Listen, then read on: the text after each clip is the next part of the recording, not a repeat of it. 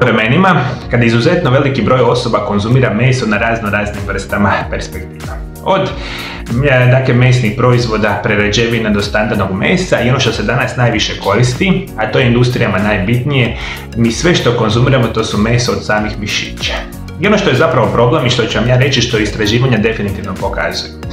Mi kada govorimo o konzumaciji mesa, a specijalno ovog današnjeg mesa koje mi konzumiramo zadnjih 20-30 godina pa nadalje, u izuzetno loše meso u najvećem broju slučajeva, od proizvodnje do onih proizvoda od mesa koje mi konzumiramo, mi najčešće izuzetno značajno opterećujemo naše tijelo sa nutrijentima koji nama značajno pogoršavaju i uzrokuje veliki broj bolesti i oboljenja. I to je nažalost potpuna činjenica, jer prije 50, 60, 70 godina proizvodnja mesa je bila sasvim drugačija nego ova što je danas. I što je još jako bitno za reći, puno puta sam rekao na mome kanalu, vi ukoliko želite biti zdravi na dugi vremenski period, i opet kažem to sve utemeljeno u znanstvenim istraživanjima, morate postiti, morate jesti manje nego što sada jedete, a kamoli morate jesti manje mesa.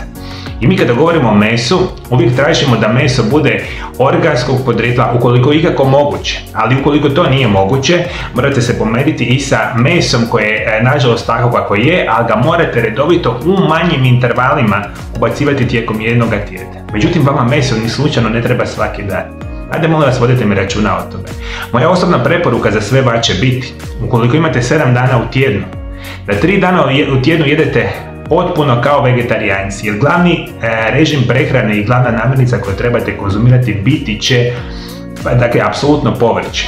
I ono što ću vam uvijek preporučiti, konzumirajte režim prehrane koji se naziva povremeni post, koji omogućuje, dakle, i zapravo preporučuje da 2 puta dnevno jedete i da u 24 sata svaki dan postite minimalno 16, 18, ponekad i 20 sati. Jedete 2 obroka dnevno. Apsolutno sasvim dovoljno, a specijalno što smo stariji, nama treba sve manje i manje kalorije. I onda rekli smo 3 dana konzumiramo samo kao vegetarijanci. Pod navodnicima toga tipa meso uopće nećemo koristiti. 2 dana u tjednu uz povrće i ostale vrste zdravih namirnica konzumirajte ribu ili proizvode na bazi ribe, što je onako super perspektiva, isto tako organskog tipa, to bi bilo super. I onda bi ja tek vama preporučio 2 puta još tjedno što nam ostaje da pojedemo neke od kvalitetnih komada mesa. I ono što ću vam zapravo danas preporučiti, veliki broj će vas šokirati, ono meso koje ću vam preporučiti da redovito konzumirate, biti će meso od iznutrica. Iako većina nas rijetko jede iznutrice, odnosno meso od organa, ovaj hranjivi sastojak je zapravo prepun važnih vitamina, minerala i mikronutrijenata koji mogu imati ogroman utjecaj na vaše zdravlje. Zanimljivo da je organsko meso daleko više hranjivih tvari od mišićnog mesa koje smo navikli jesti. Iznutrice su posebno bogate vitaminima B skupine poput vitamina B12, folata, te obilom mineralima poput željeza, magnezija, selena, cinka, vitamina, topivima mastima, vitamin A, D, E, K, i što je bitno za reći, dakle, vama su meso od iznutrica krcate i sa proteinima. I to ono što veliki broj vas apsolutno baca, što je nevjerojatno bitno za reći. Ovo je super zdravo meso i da ne kažem da je super jeftino meso. I sve što vi trebate, dakle, redovito konzumirati, dakle, meso od iznutrica, nađite, ajmo tako reći, nekakvu mesnicu ili, dakle, adekvatan dućan gdje smatrate da možete kupiti ovakav meso iznutrica, i sve što trebate, dakle, koristiti ovakve vrste namirnica. One su izvrstan izvor željeza, visoke biološke raspoloživosti. Zbog udjela proteina doprinose osjećaju sitosti. Iznutrice su najbolji izvor kolina, nutrijenta važnog za zdravlje vašeg mozga, mišića i jetre koje nam često nedostaje u prehrani.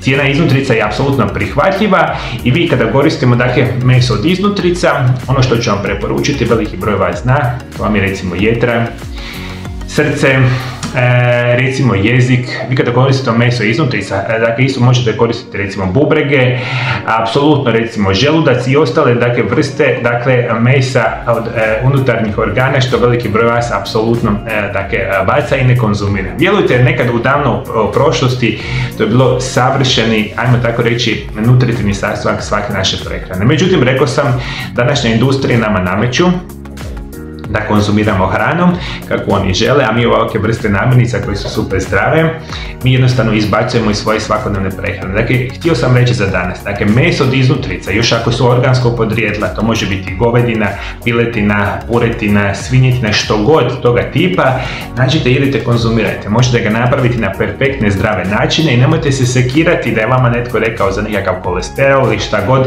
toga tipa, vjerujte, to je ono što želite u vašemu tijelu svaki dan. I ono što je bitno za reći, ako konzumirate recimo 2 puta tjedno meso, recimo jednom pokušajte napraviti nešto od mesa iz iznutrica, drugi dan možda napravite nešto drugo tipa i uvijek potrudite se kupovati organsko meso. Ukoliko ste u stanju kupiti organsku piletinu, puretinu, svinjetinu, govedinu, to je super i tako vrsta mesa mi treba, ali rekao sam, nikako ne svaki dan, apsolutno nema potrebe, a na ovaj način ćete značajno poboljšati vaše zdravlje.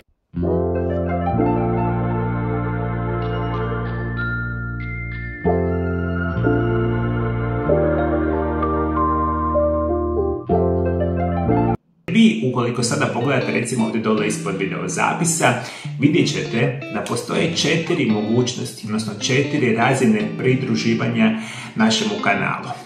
Za svaki od tih određenih vrsta razina dobit ćete od mene osobno specijalne pogodnosti. Za neku određenu, ajmo reći, mjesečnu pretplatu, koja može biti od manje do veće, imat ćete razne mogućnosti.